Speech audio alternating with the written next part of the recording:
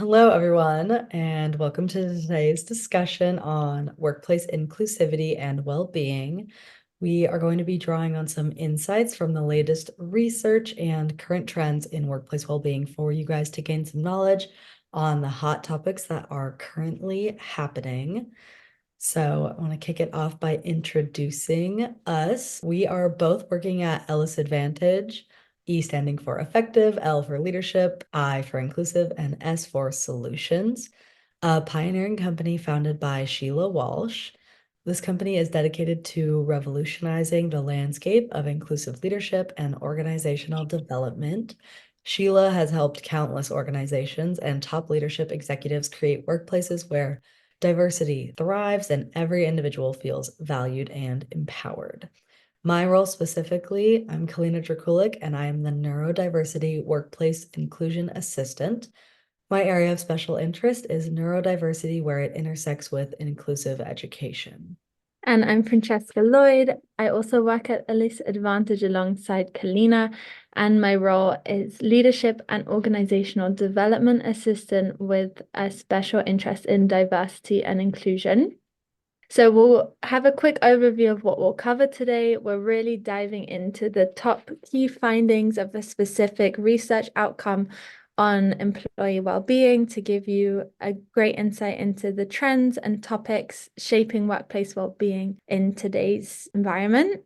Kalina will then go on to give you 3 recommendations with a neurodiversity lens on employee well-being.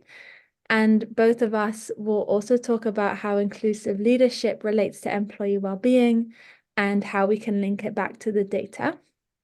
Our discussion is really anchored in the Workplace Wellbeing Index research by Laya Healthcare.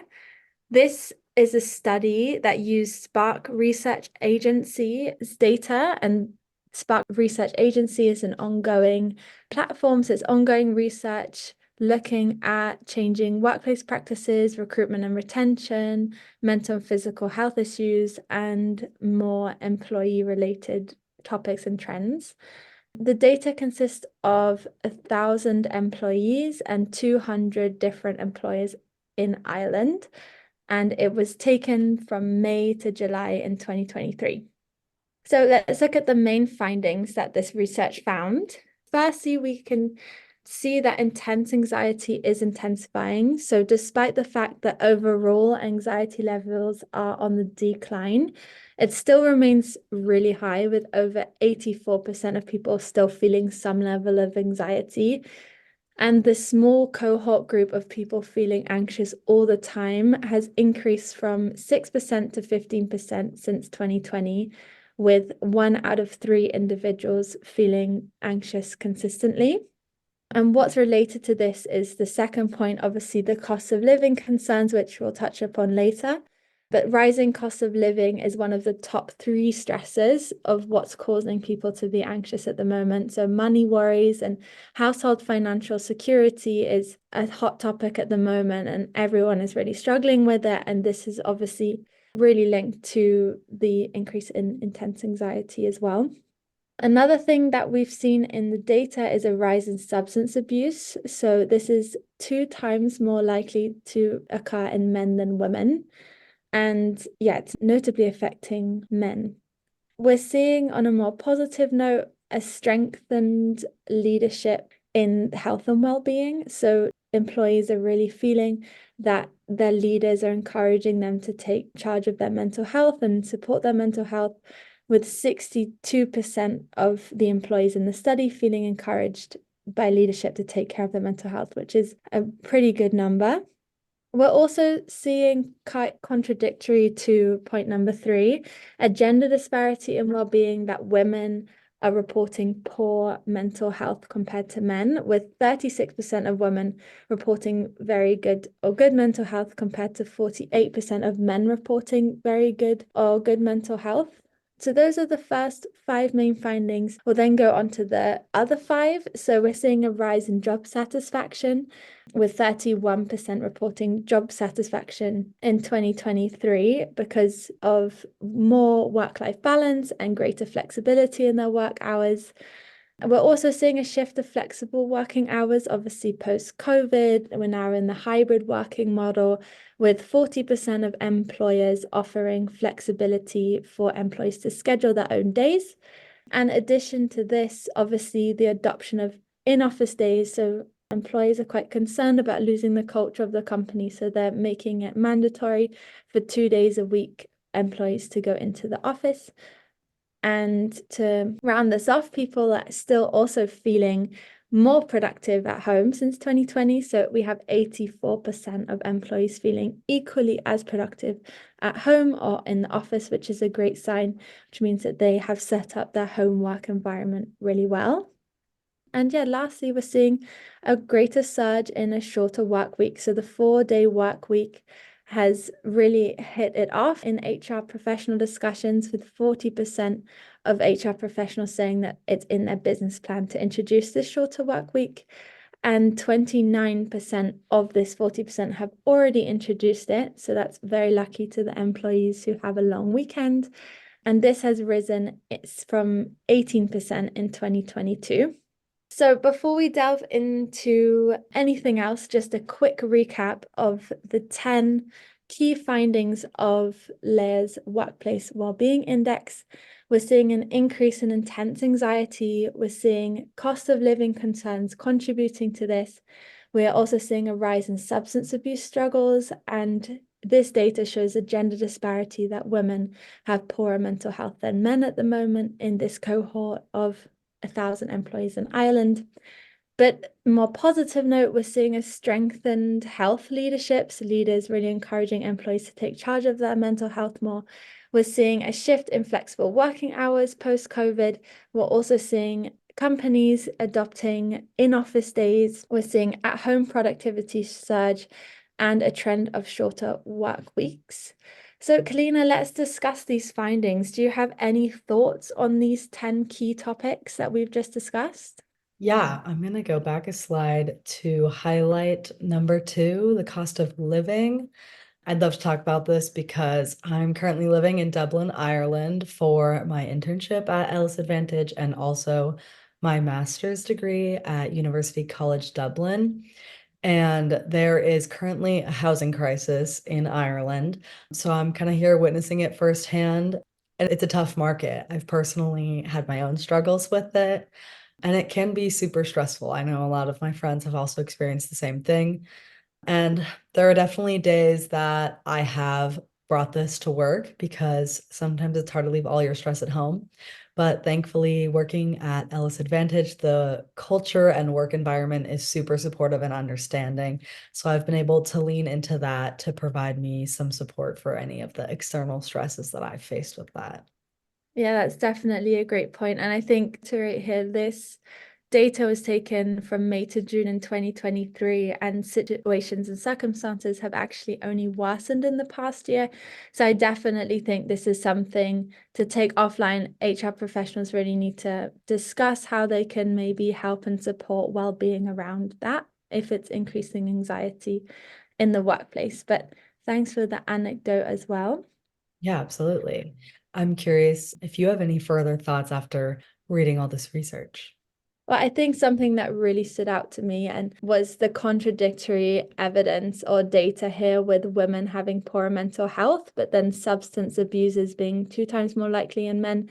It doesn't really add up. And I think maybe this is to do with women feeling more comfortable to speak up about their mental health. It's notable that we have a broader support network than men. Often that's a generalizing statement, but most of the time women do. And there are systemic issues that men feel like they can't show vulnerability and they can't show that they are really struggling with their mental health. So I think every data pool, we need to take into consideration that this data only really applies to the 1,000 employees that it was taken of and the 200 employers as well. And yeah, those things didn't really add up, and they weren't that coherent with each other. So that's something that I wanted to highlight. Yeah. Okay, I'm going to go on to talking about this all through a neurodiverse lens. I have 3 recommendations to make the workplace more inclusive for neurodiverse employees. And firstly, I would like to say start with curiosity. I think it's so easy for people to start with judgment when it comes to interacting with people that are different from ourselves. And I want to suggest that we be cognizant of that. And instead of starting with that judgment, we make a conscious effort to start with curiosity. Neurodiverse employees might display some behaviors that are different from the quote unquote norms in a workplace. But instead of being judgmental about this, we can be curious. And with curiosity, we can aim to understand the behaviors that might be different from ours and be supportive in any possible way. Secondly, eye contact.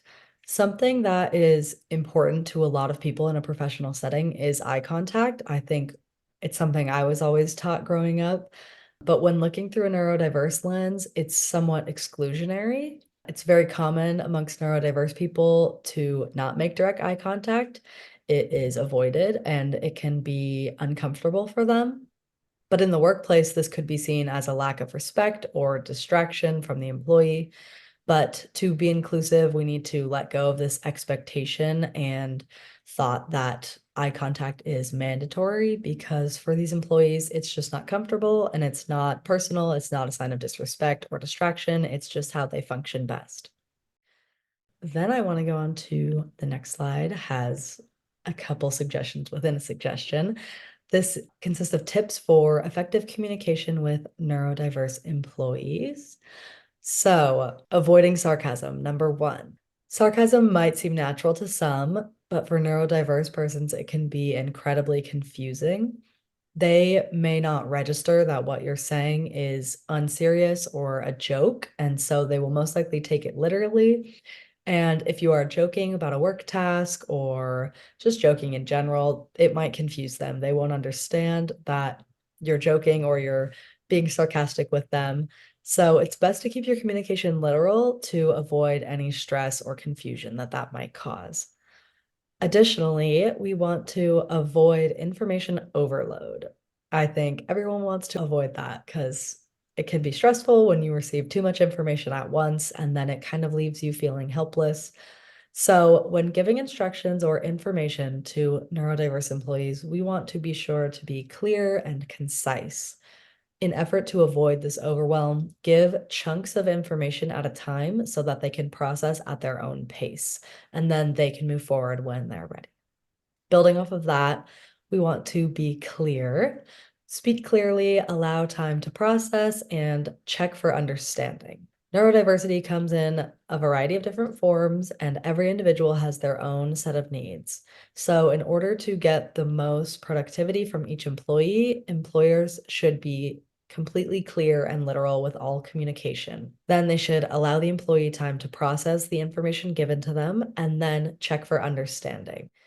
If understanding is vague, then you can provide further explanation to clear anything up. And additionally, we want to provide regular feedback.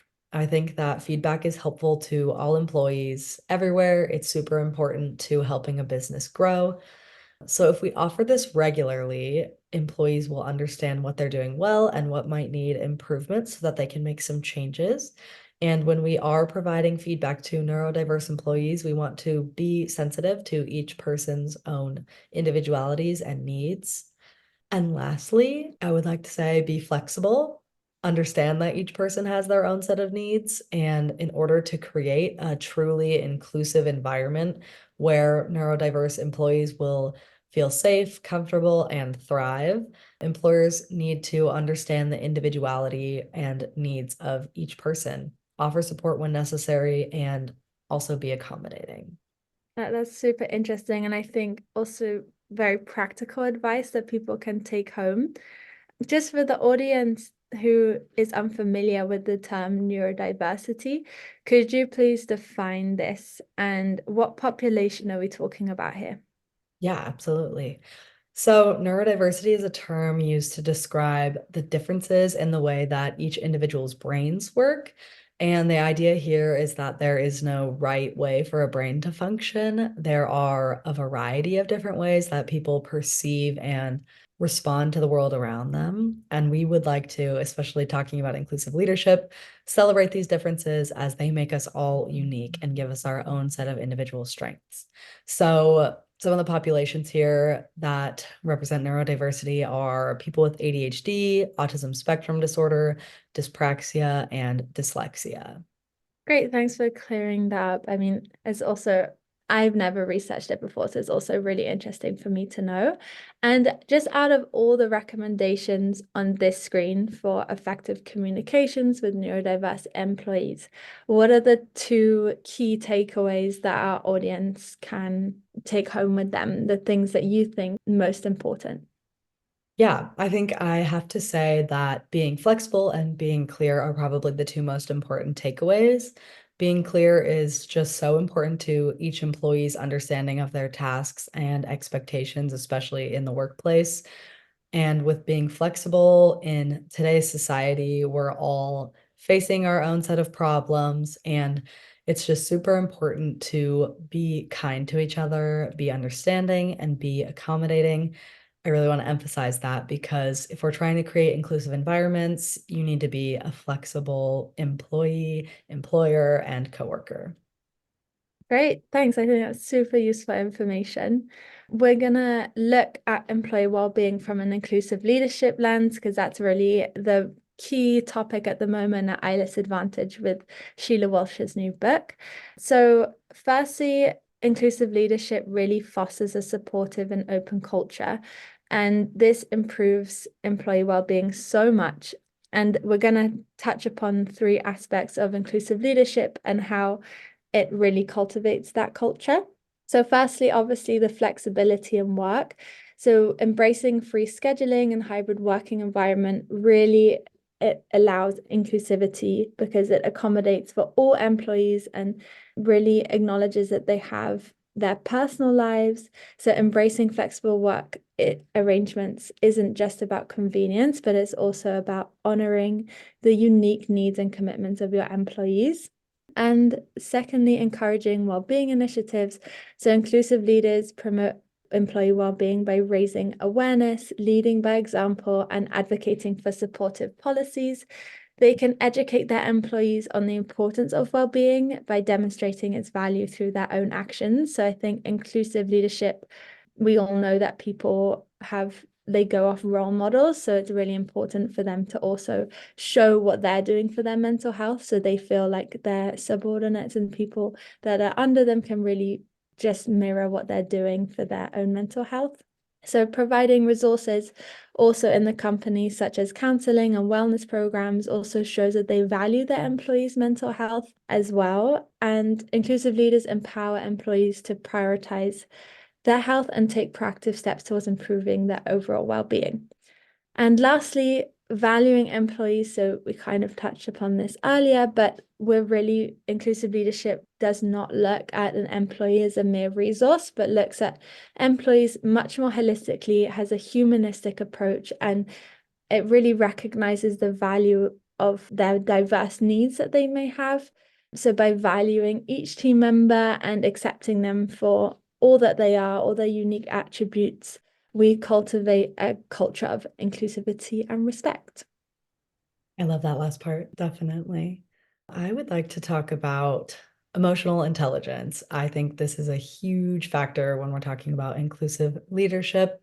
So, inclusive leaders are going to understand the different mental health factors, recognizing that some employees may experience mental health challenges and they can be accommodating and supportive in order to maintain that productivity in the workplace and foster a healthy workforce.